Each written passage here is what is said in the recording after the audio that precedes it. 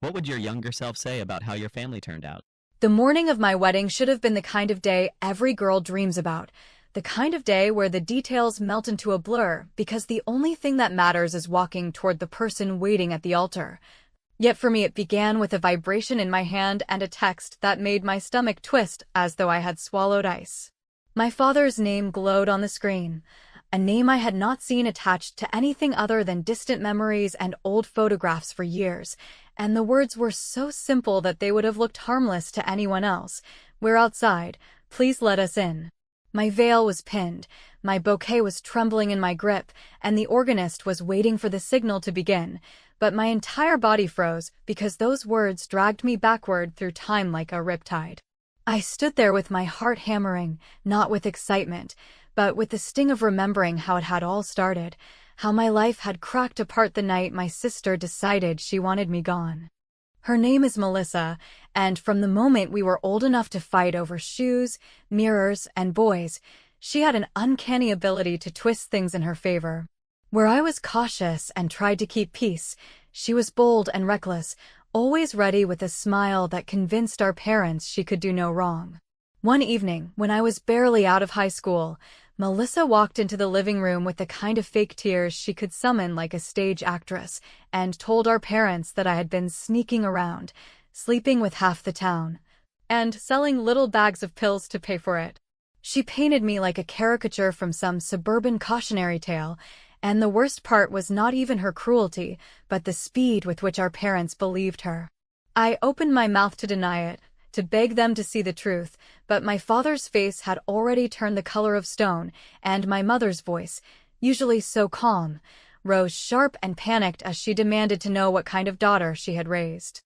I remember standing in the middle of that room, the lamplight too bright, Melissa biting her lip like she was heartbroken for me while her eyes glittered with triumph, and my father telling me to pack my things because I had disgraced the family. There was no trial, no chance to show them my spotless record or the fact that I was barely scraping enough money for gas, let alone running some neighborhood drug empire. My suitcase was dragged out of the closet, clothes shoved inside with trembling hands, and within the hour I was standing on the porch with a duffel bag and no place to go. The door shut behind me with the finality of a judge's gavel, and I heard the lock click as though they were protecting themselves from me. Melissa leaned out of the upstairs window, her face lit by the glow of her phone, and she actually waved, as if she had just won a game instead of dismantled my entire life.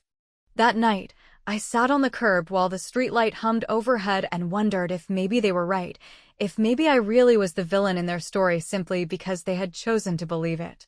I could have cried until my eyes swelled shut, but instead I stared down the dark road ahead and told myself that if they wanted me gone, then gone I would be, and I would never crawl back to beg for scraps of affection. That was the moment, the exact heartbeat, when I made a vow deeper than any I would ever speak at an altar. I swore I would survive without them, even if it meant building myself from the ground up with nothing but spite and stubbornness to keep me warm. Years later, standing in that quiet church hallway in white satin, reading my father's plea to be let inside, I felt the echo of that vow burning in my chest. The guests were seated, the flowers were arranged, and the life I had rebuilt piece by piece was waiting just a few steps away, yet my past had chosen this day of all days to knock on the door. I took a breath, smoothed my dress with a hand that no longer shook the way it once had, and I smiled the kind of smile that no one else in the world could understand. Because if you knew what they had done to me, if you had felt the cold of that night with a bag on the curb and no family to turn to, you would understand why I tightened my grip on the bouquet, lifted my chin, and kept walking toward the music. The first nights after the porch door shut and the lock turned with that little metal click that sounded more like a verdict than hardware, I learned the geometry of borrowed couches and the economics of pride. Because there is a specific way you fold your body across cushions that were purchased for conversations rather than sleep. And there is a specific way you say thank you with a laugh that makes it seem as though you are choosing the adventure when in truth the adventure has chosen you, and is not particularly polite about it. I rotated between friends with spare blankets and cousins with short memories. I counted the quarters in the bottom of my tote to make the laundromat machines cough to life. And I became the kind of person who knows which gas station coffee tastes least like burnt cardboard and which motel manager will let you stay an extra hour past checkout if you compliment the plastic fern and promise to leave the towels folded on the radiator. None of it felt heroic. And none of it felt like punishment either. It felt like a long, narrow hallway in which every step forward was noisy and visible to anyone who cared to watch. I took whatever work answered the phone first, which meant odd shifts at a sandwich shop where the bread made my hands smell like a bakery floor, side gigs handing out flyers for a discount mattress warehouse, weekend cleaning at a daycare where the toddlers called every adult Mom with alarming democratic spirit, and all the while I kept hearing Melissa's invented biography of me echoing in the background like a bad radio station you cannot quite tune out. Because rumor has a way of arriving before you do and setting the table with paper plates and the wrong name cards. On days when I wanted to cry, I pretended I was practicing for a marathon I had never registered for, telling myself that lungs only get stronger by being asked to do ungenerous things. And on nights when I wanted to march back to that house and pound on the door until my knuckles bled, I reminded myself that people who kick you out of their lives do not deserve the music of your fist, only the silence of your absence. A small miracle came with a giant keyring attached, which is to say that Ashley, who had once shared her fries with me after gym class and had never believed that eyeliner could fix a bad day, but kept wearing it anyway, texted to say she had a tiny apartment over a nail salon in a building that moaned when the wind shifted, and if I could cover half the rent and promise not to leave dishes in the sink we could try being adults together. I showed up with 2 bags and an almost comically optimistic plant, and within a week the kitchen had the smell of someone else's dinners layered with our cheap candles, which felt like a kind of victory. Between the sandwich shop and a new front desk job at a community clinic that hired me because I could answer phones without sounding like I wanted to bite the collar, I started to see the ledger of my life tilt toward solvency. A word I loved for the way it suggested both math and dignity, and even though the clinic required a background check and a drug screening that made my stomach wobble with ridiculous nerves, because it is possible to be innocent and still feel judged, I passed everything so cleanly that the administrator, a woman with sensible shoes and eyes that understood broken things, printed the letter on heavy paper and asked whether I wanted a copy for my files. I kept that letter in my top drawer with my birth certificate and the leftover admission bracelets from concerts I could not afford anymore, and on the days when Melissa showed up in my mind with her carefully arranged sadness, I opened the drawer and reminded myself that anyone who wanted to believe I was poison would have to argue with official stationery. The clinic job brought a different kind of education, because when you sit near the door where people come in hurting, you learn how to speak softly without sounding weak, how to ask direct questions without sounding cruel, and how to place a clipboard on the counter like an invitation rather than a demand. It also brought a paycheck that did not bounce and a schedule that made my body remember what it felt like to sleep for more than 4 hours in a row, so I bought a pair of shoes that did not blister my heels and a secondhand dress that looked like an apology to my younger self. Of course the town was not finished with me, because towns rarely are, and the local gossip page, the kind run by a woman who calls herself a community moderator while she sells scented candles from her garage, had already hosted a bonfire of comments in which strangers narrated my alleged sins using the confident grammar of people who have never met me, a bonfire I chose to ignore until Ashley said, very gently, that ignoring a fire does not put it out. It only lets it eat the furniture. I asked the clinic administrator if I could request a notarized confirmation of my screening and employment in good standing, explaining in a voice that shook more with anger than fear that someone close to me had painted a target on my back. She printed a letter on heavier paper, added a seal that looked like a coin, and told me that truth deserves a frame. That night, we cleared the tiny kitchen table, took a photo of the letter alongside my ID and the plant that had somehow survived my chaos, and I wrote a paragraph that felt like stepping onto a stage without makeup. I said that rumors are cheap until they cost someone their home, that I was not asking for pity because pity is just another way to feel superior, and that I would prefer any future accusations be accompanied by paperwork. When I posted it to the gossip page, I did not tag Melissa and I did not mention my parents, because sometimes the cleanest revenge is to bleach the narrative without naming the stain. Within an hour, the moderator pinned the post with a note about community standards. 3 women I had not seen since choir practice wrote to apologize for believing nonsense. And the thread where Melissa had first performed her little morality play vanished like a stage set at the end of an amateur production. I went to bed in the apartment over the nail salon with the windows cracked open to the smell of acetone and spring rain, and for the first time since the porch door had closed I slept without dreaming of locks. Because while I had not reclaimed my family and I had not yet decided whether I wanted to, I had reclaimed something sturdier, namely my own name pronounced in my own voice, and that, for now, was enough to feel like victory. Still, when I woke to a message from an old coworker saying that Melissa had been asking around at my workplace under the pretense of checking on me, I understood that the bonfire had only been pushed to a new field. And I felt the old heat rise in my throat as I whispered to the ceiling that if my sister insisted on making me a villain, then she had better learn how the story ends when the villain finally writes her own script. When the message arrived from an old coworker saying that Melissa had been making friendly inquiries at my clinic, as if she were a concerned relative trying to verify that I was not stealing syringes by the handful, I felt the familiar chill of being watched by someone who enjoys the sport of it, and I realized that while I had put out one fire with the notarized letter and the public post that behaved like a bucket of cold water on a very theatrical blaze, my sister had simply walked around the smoking embers and started gathering dry branches somewhere else, because that is what people do when the point is not truth but attention. I wish I could say I ignored it, that I focused on the soothing rhythm of forms and appointment reminders and the lovely predictability of refilling the candy bowl for nervous patients. Yet the truth is that dread has a way of tinting every task, so that even the hum of the copier sounds like a rumor clearing its throat, which is why, the afternoon Melissa chose to arrive in person wearing a sweater the color of innocence and a smile that could have been sold as family-friendly television. I already knew the performance was about to begin. She introduced herself to the volunteer at the door as my sister and then, with the efficiency of someone who has rehearsed her lines in the car mirror, asked to speak to a supervisor about a delicate issue regarding controlled substances and my siblings' lapse in judgment, and though the volunteer tried to route her toward a standard form like any other visitor with concerns, Melissa had come prepared with the most dangerous accessory of all,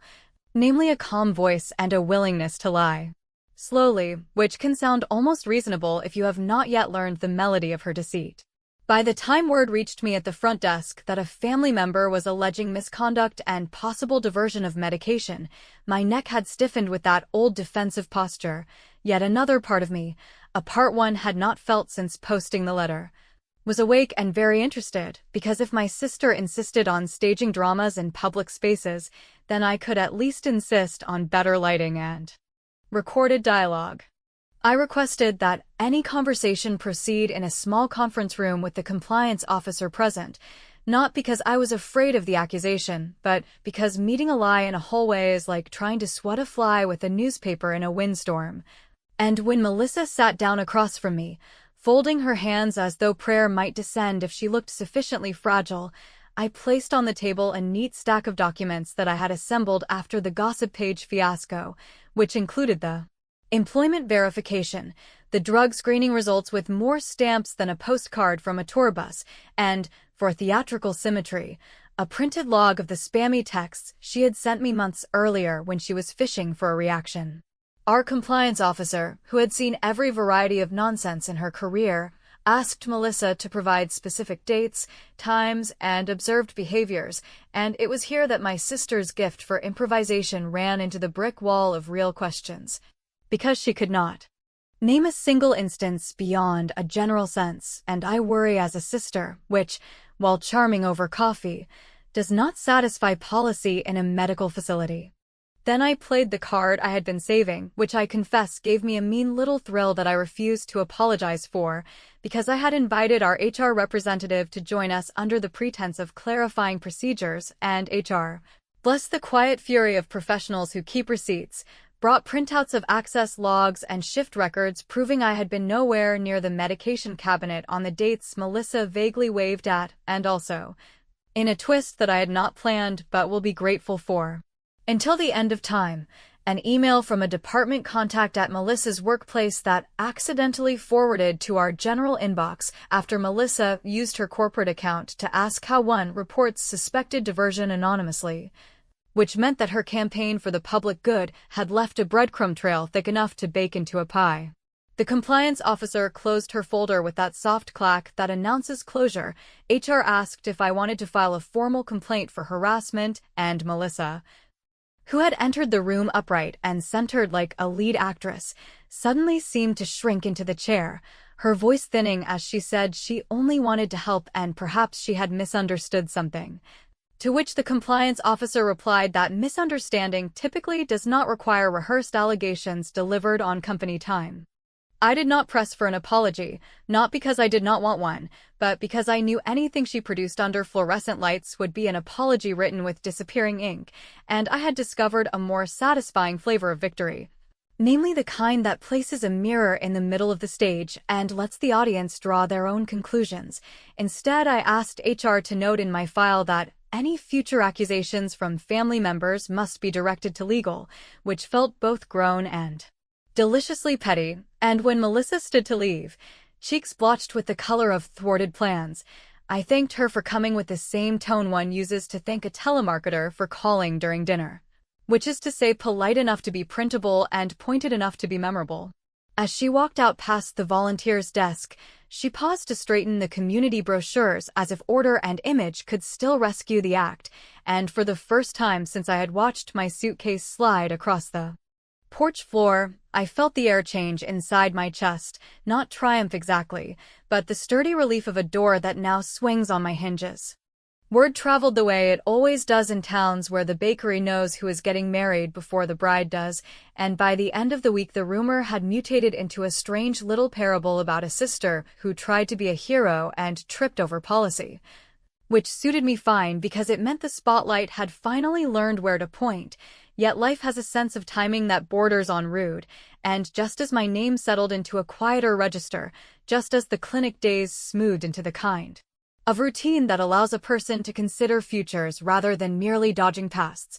a man began to stop by the front desk with questions about appointment scheduling that were technically simple, but delivered with a smile that suggested he enjoyed my voice more than he feared the wait list, and when he asked, several visits later, whether I would let him buy me coffee at the diner down the street where the pies look like something you would confess to twice, I said yes with a carefulness that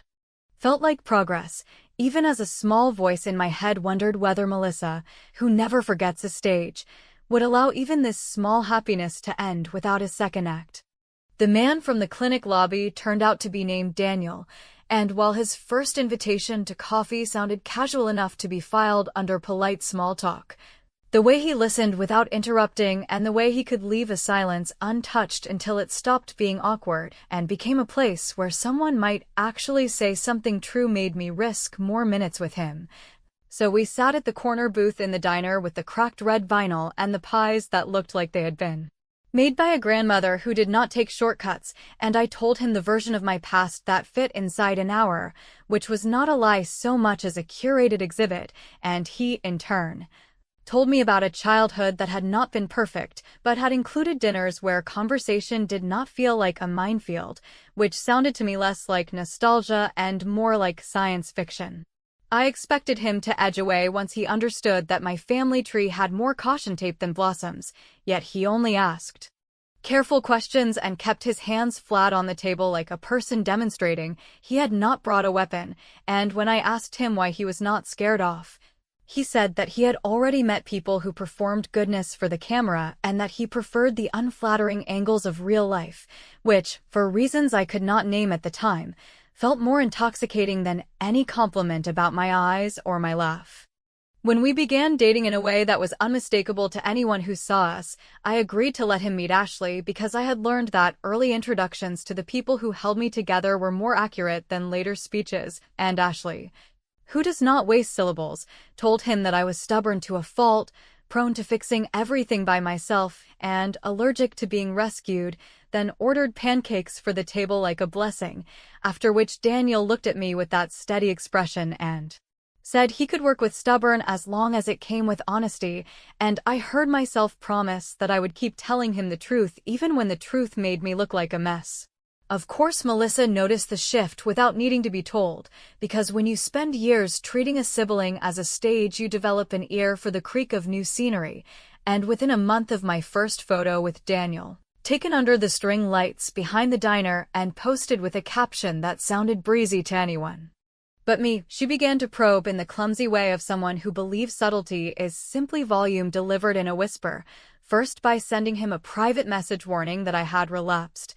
then by approaching him in the parking lot after his gym session with the pained expression of a well-meaning citizen who must share hard truths for the greater good. The difference this time was not only that I had receipts, although I did, but that I had a partner who understood the architecture of boundaries and who knew that kindness without edges is just an invitation for thieves. So instead of playing defense in a dozen scattered conversations, we staged our own polite intervention of the facts. I asked a friend from the clinic's HR to lend me her very official voice for an hour, and we invited Melissa to a coffee shop that posts a printed code of conduct near the register, where, over one long table and 3 cups no one actually drank, we presented a simple packet: the clean screening results, the supervisor's letter describing my work in neutral professional terms, and printouts of Melissa's messages to Daniel with the timestamps highlighted in a color that matched my nail polish purely by accident. Melissa tried to act wounded and made a speech about loyalty that would have played beautifully if anyone in the room had forgotten how loyalty actually works, and when she attempted a dramatic exit, HR calmly said that leaving did not erase the paper on the table and that, going forward, any contact with my employer or my partner regarding allegations would be routed to legal. At which point Melissa realized the conversation had ended without applause. I wish I could say that settled it, yet people like my sister rarely retire after a single bad review, so she pivoted to the place where she knew she still held leverage, namely my parents, who consider themselves custodians of reputation and who would rather polish a lie than admit it has fingerprints, which is how, 2 months later, on the night Daniel proposed in our tiny apartment over the nail salon with a ring that did not sparkle so much as glow, we found ourselves reading a long email from my mother that sounded as if it had been written with a damp handkerchief, asking whether I was sure, whether Daniel knew everything, whether I would allow a family meeting to clear the air, and whether it was healthy to hold grudges when life is so short. I typed a response that did not beg and did not perform, explaining that my boundaries were not theater props and that reconnection would require both accountability and a plan that did not involve public scenes, and for once I did not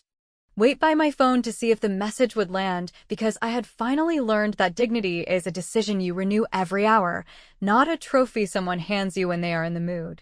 When we set the wedding date, I did something that would have seemed petty to the version of me who used to believe forgiveness was just endurance with a smile, which is that I added to our vendor instructions a simple protocol. The guest list would be checked at the door. Any additions would be denied unless cleared by me, and any attempts at surprise reconciliations would be treated as security issues rather than sentimental moments. I also sent Melissa a short letter drafted by a community attorney clinic, not a lawsuit, not a threat, just a formal notice that further interference with my employment or relationship would be considered harassment, and while part of me bristled at the bureaucratic tone, another part felt a dark satisfaction in finally using the tools that had always been available to other people. For the engagement party, which Ashley insisted on hosting even though her idea of decor involves exactly 2 candles and a playlist that shifts from cheerful to melancholy. Without warning, we placed a quiet contingency plan by the door, namely a cousin who used to bounce at a bar and who knows how to remove drama without breaking a glass, when Melissa arrived uninvited, delivering a speech about saving me from myself that lasted long enough to make the spinach dip form a skin. He escorted her out with a politeness that bordered on art, and I, in a gesture that felt like placing a period after a decade-long run-on sentence, sent her a photo of the party favors. with a simple note that said I hoped she would take care of herself, because I was done taking care of her story. The weeks before the wedding moved in that strange mixture of sprint and slow motion, with fittings and menu tastings and the sudden grief that arrives when you realize a certain kind of childhood is officially over. And on the morning that should have belonged entirely to joy, I felt a steadiness I had not known in years, a steadiness made of paperwork, hard conversations, small mercies, and the decision to love a man who understands that trust is not a miracle but a habit. Yet just as the florist finished pinning the last spray of freesia, just as Ashley squeezed my hand and reminded me to breathe from the diaphragm like we learned in choir, my phone buzzed with a name I had once trained myself to ignore, and the text that appeared, soft words, easy punctuation. The voice of a father who once chose silence over daughter said they were outside and asked to be let in, which made my mouth go dry and my spine go cold even as something low in my chest began to burn, because the part of me that still wanted a father met the part of me that had taught herself to walk without one, and the aisle, suddenly, felt very long. The text from my father remained on the screen while the organ began its low, steady chords, and for a moment it felt as though I were split in two, with one part of me standing in the hallway in white satin and lace, bouquet trembling in my hand,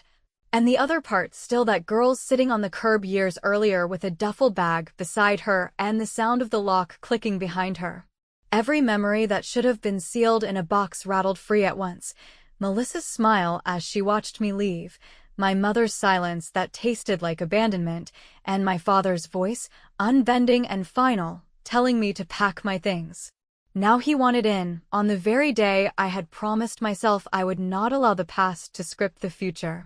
I looked at Ashley, who had stepped closer when she saw my face go pale, and she whispered to ask if I was all right, though both of us knew that word had stopped belonging to me years ago. I nodded, because I did not have the luxury of stopping the music or pausing the guests who had turned in their seats, craning their necks toward the entrance as though the opening bars of the song already promised a bride. Daniel was waiting at the other end of the aisle, unaware of the text that had detonated in my hand, his face open and steady in the way that had taught me love did not have to come with suspicion, and I knew that if I faltered now, if I let the ghosts outside decide what belonged inside, then all the work I had done to stand upright would collapse into dust.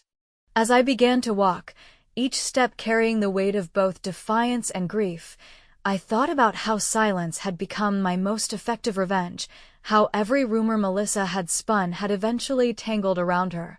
and how my parents had chosen to believe her instead of me because it was easier to protect the story they wanted than the daughter they had. I thought about the years of ramen dinners and couches shaped by my restless sleep, the jobs where I fought to keep my head down while my name was whispered like a warning, and the first time Daniel had looked at me as though none of that mattered. I thought, too, about the small part of me that still wanted to turn back, to open the door, to let them walk down that aisle and pretend that blood was stronger than betrayal, and I hated that such a part even existed after everything they had done.